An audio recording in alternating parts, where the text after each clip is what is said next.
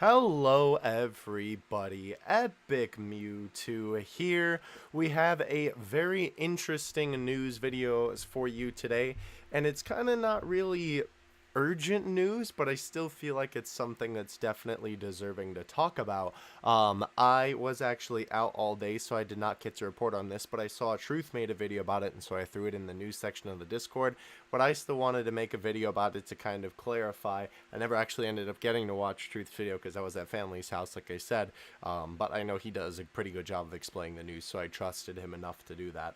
Now, here's what's interesting what we got for today, right? So you guys all know about the global exclusive, currently at least, the Super Saiyan 3 Vegeta units, of course, the Tech GT one, and the physical, Super Saiyan 3 one here.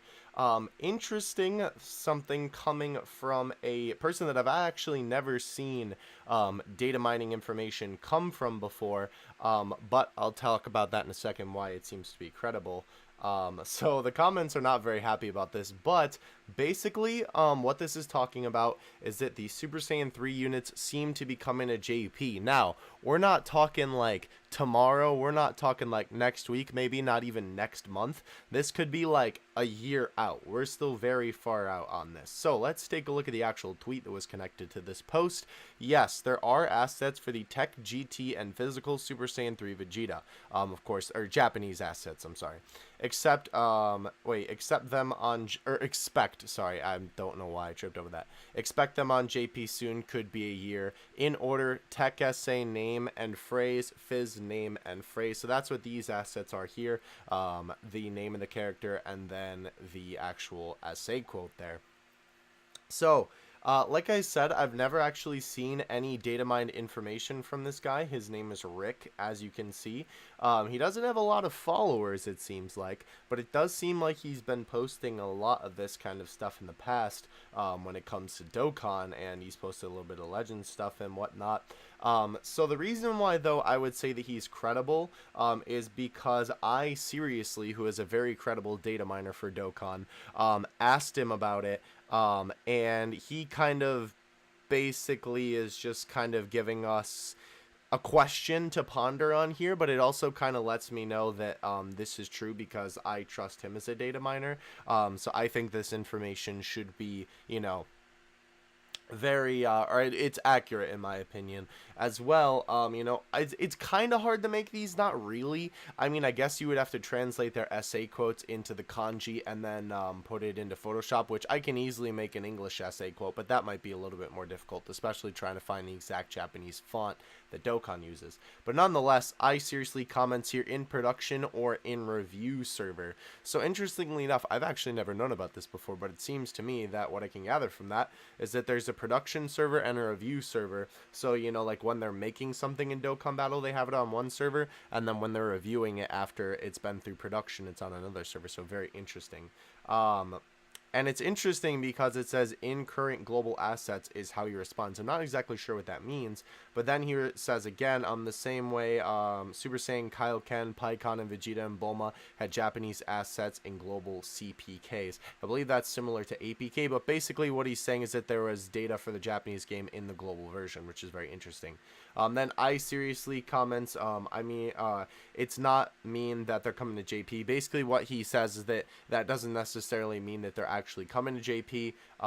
And then Rick responds, I know it's speculation since the mentioned cards came to JP eventually, but nothing official. So, the overall verdict on this right now is that we're not actually sure, but there is definitely a chance.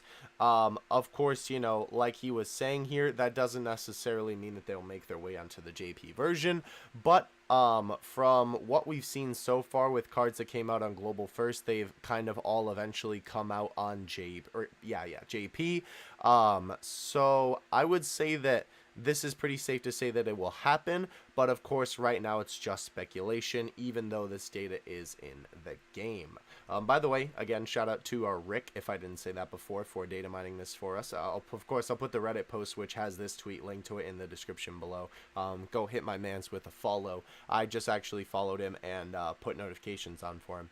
But anyhow, As you can see here, the cards are not actually in the database. So this is JP, as you can see here, the Japan tab there. And as you can see here, right, they're not to be seen on this side of the game. Of course, the Dragon Ball Heroes units are here.